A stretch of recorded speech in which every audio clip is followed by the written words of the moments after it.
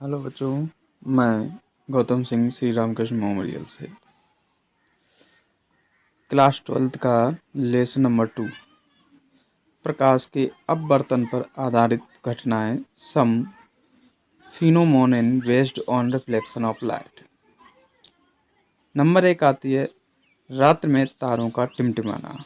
बच्चों, आपने देखा होगा रात्र में तारे टिमटिमाते हुए हमें दिखाई देते हैं। नंबर 2 है सूर्य वास्तविक सूर्योदय से कुछ मिनट पहले तथा वास्तविक सूर्यास्त से कुछ मिनट बाद तक भी हमें दिखाई देता है। आपने ये भी देखा होगा जब सूर्योदय होता है उससे पहले ही हमें कुछ सूर्य लाल लाल दिखाई पड़ने लगता है और सूर्यास्त के बाद भी हमें सूर्य कुछ लाल सा हमें दिखाई देता है। जल में डूबी हुई वस्तु का मुड़ा हुआ प्रतीत होना, ये भी आपने देखा होगा। जैसा कि चित्र में आप देख रहे हैं, चित्र में आप देखेंगे पानी के अंदर जो छड़ है वो मुड़ी हुई है और पानी के बाहर बिल्कुल सीधी है। अगला पॉइंट है पूर्ण आंतरिक परावर्तन क्रांति कोण, टोटल इंटरनल रिफ्लेक्शन सर्टिकल एंगल। सघन माध्यम में वह आपतन कोण, सघन माध्यम में आपतन कोण जिसके लिए विरल माध्यम में अपवर्तन कोण समकोण के बराबर हो जाता है, सघन माध्यम का क्रांतिक कोण कहलाता है। इसे सी से प्रदर्शित करते हैं। अब देखते हैं आपतन कोण आई बराबर सी हो जाएगा, क्योंकि आपतन कोण आपको मैं बता चुका हूँ। और अपवर्तन कोण आर बराबर 90 अंश होगा, क्योंकि वो मैं पहले ही बता चुका हूँ। अपवर्तन कोण समकोण के बराबर हो जाए भाषा के अनुसार, तो आर बराबर अंश अतल माध्यम का सघन माध्यम के सापेक्ष अपवर्तनांक, विरल माध्यम का सघन माध्यम के सापेक्ष अपवर्तनांक देखेंगे यहाँ पे। अब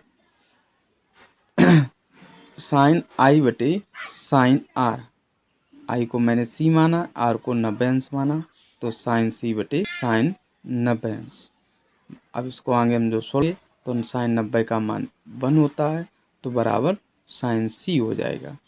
अतः सघन माध्यम का विरल माध्यम के सापेक्ष आवर्तनांक, जो मैंने पहले आवर्तनांक निकाला है वो विरल माध्यम के सापेक्ष सघन माध्यम का आवर्तनांक निकाला साइन सी।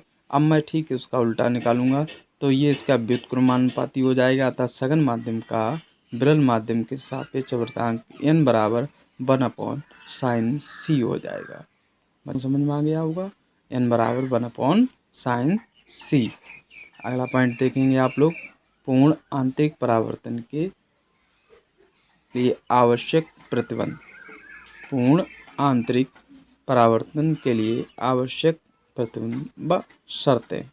नंबर 1 देखेंगे, बहुत इंपॉर्टेंट है। नंबर 1, प्रकाश किरण सघन माध्यम से विरल माध्यम की ओर संचरित होनी चाहिए। बहुत ही ध्यान देने की बात है, प्रकाश की किरण जो है हमेशा सघन माध्यम से विरल माध्यम की ओर संचरित होनी चाहिए। नंबर 2 है प्रकाश किरण का आपतन कोण क्रांतिक कोण से अधिक होना चाहिए। प्रकाश किरण का आपतन कोण क्रांतिक कोण से अधिक होना चाहिए। अतः साइन आर का मान जो होगा साइन सी से ज़्यादा होना चाहिए।